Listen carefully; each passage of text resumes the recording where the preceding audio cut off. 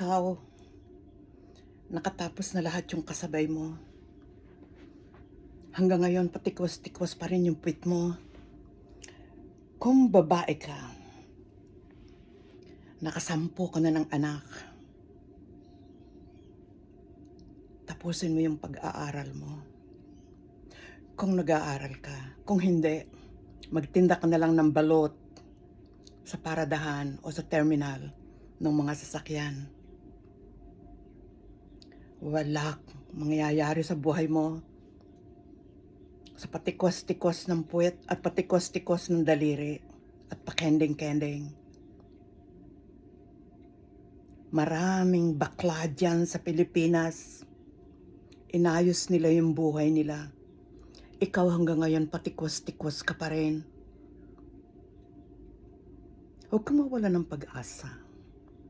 May pag-asa ang buhay ng bakla. At kung bakla ka man, tanggapin na natin na bakla ka. Ayusin mo ang pagkabakla mo. Isipin mo kung paano mo pakakainin ang sarili mo. Isipin mo kung paano ka kakain sa oras. Isipin mo kung saan ka kukuha ng sabon na ipaglalaba mo sa damit mo. Huwag lang patikos-tikwas ng puwet at ng daliri.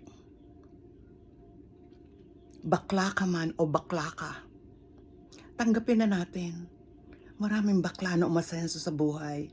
Kailan ka? Ano ang gagawin mo sa buhay mo? Ngayong taon na to? O sa susunod na taon? O sa susunod pa na taon? Isipin mo kung saan mo dadalhin ang sarili mo. Nag-uusap tayo. Nakatapos na lahat yung kasabay mo. Ikaw hanggang ngayon patikwas-tikwas pa rin ang puwet. Tandaan mo yan.